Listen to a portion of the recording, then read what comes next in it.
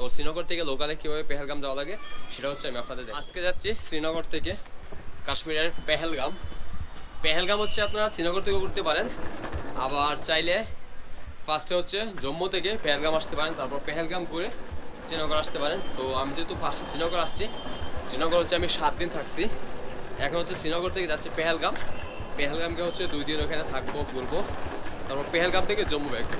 আর আমি হচ্ছে কাশ্মীরের সবগুলো জায়গায় লোকালিভাবে ঘুরতেছি, লোকাল মানুষদের সাথে বাসে করে, ট্যাক্সি করে, শেয়ারে লোকালভাবে ঘুরতেছি। তো আজকে হচ্ছে শ্রীনগর থেকে লোকালে করে পেহেলগাম যাব। তো লোকালে পেহেলগাম যাওয়ার জন্য আপনাকে ডালগেট থেকে বা শ্রীনগর শহর থেকে আর লোকাল বাসে করে প্রথমে যাইতে হবে বাইপাস।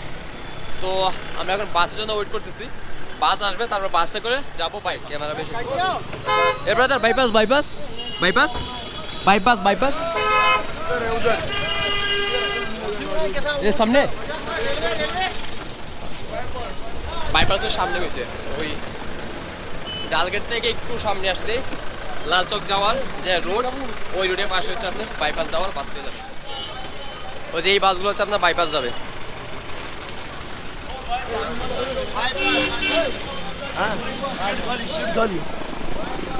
বাইপাস বাইপাস চলো চলো চলো চলো চলো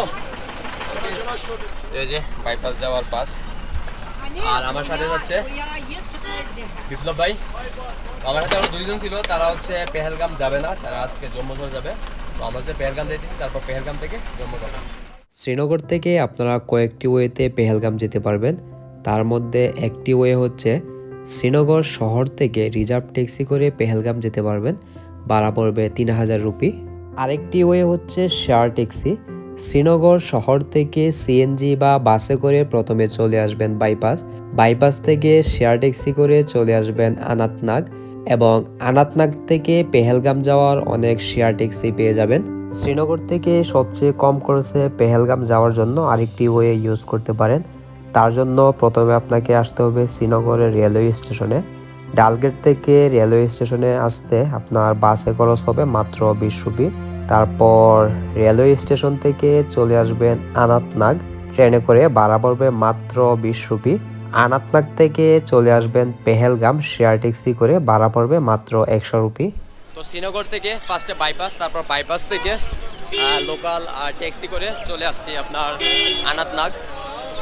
বাইপাস বাইপাস পর্যন্ত ভাড়া নিয়েছিল বাসে 15 রুপি, তারপর বাইপাস থেকে ট্যাক্সিতে আনাতনাগ 120 রুপি। তো এখন হচ্ছে আনাতনাগ থেকে যাব পেহেলগাম।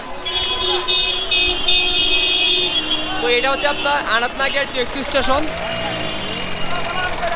এখান থেকে সহজে শেয়ারে করে আপনারা পেহেলগাম যেতে পারবেন। পেহেলগাম পেহেলগাম কোন জায়গা? ये पहलगाम। अच्छा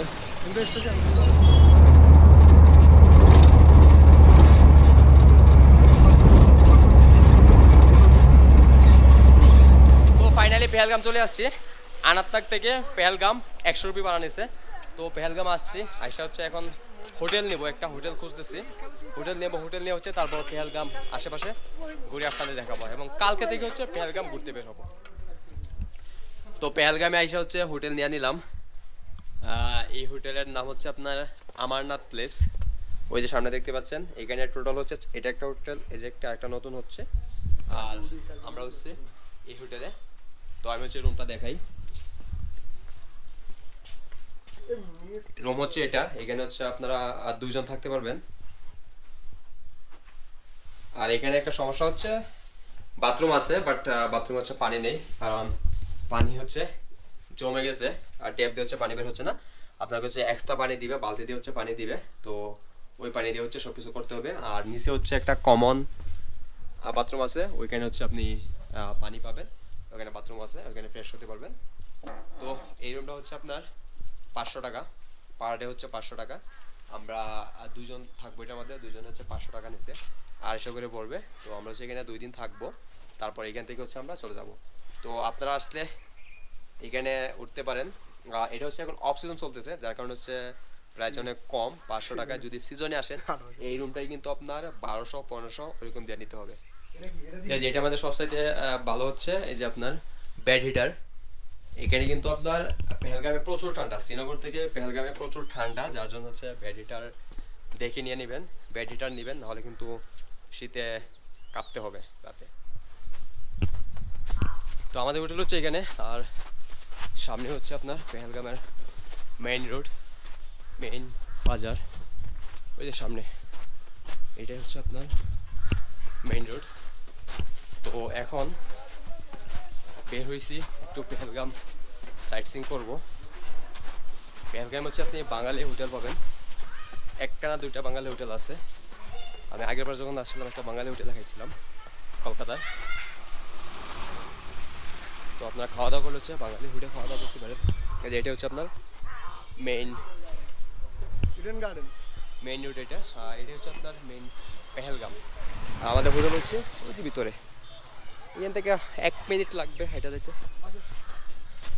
আর দেখেন সব কিছু মানে সব জায়গায় হচ্ছে বরফ, একদম সব কিছু বরফে ঢেকে গেছে। তো মেইন পেহেলগাম সিটি থেকে একটু নিচে আসলে হচ্ছে আপনার ট্যাক্সি স্টেশন পাবেন। এখান থেকে হচ্ছে আপনার পেহেলগামের যে জায়গাগুলো আছে সবগুলো হচ্ছে ঘুরতে পারবেন ট্যাক্সি রিজার্ভ করে। পেহেলগামে কিন্তু আপনি শেয়ারে করতে পারবেন না, শ্রীনগরে কিন্তু শেয়ারে আপনার সোনমার্গ, দুধপাত্রি, তারপর হচ্ছে গুলমার্গ, ওগুলো হচ্ছে শেয়ারে ঘুরতে পারবেন।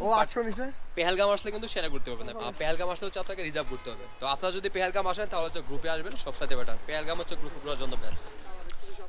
এই যে দেখেন ওই সাইড দিয়ে হচ্ছে আপনার পেহেলগামের যে নদী, এদিকে হচ্ছে নদী বয়ে গেছে। আর দেখেন ওই যে নদীর পাশে হচ্ছে বাড়িঘরগুলা, সবগুলো হচ্ছে বরফে ঢাকা। আর দেখেন এটা হচ্ছে একটা রাস্তা, জাস্ট খালি গাড়ি চলাচলের জন্য এটা রাস্তাটা ওকে। আর দুই সাইড দিয়ে দেখেন বরফ, ওইটা হচ্ছে আপনার মেইন রাস্তা। আমি একটু নিচে চলে আসছি, ফ্রেশ বরফ।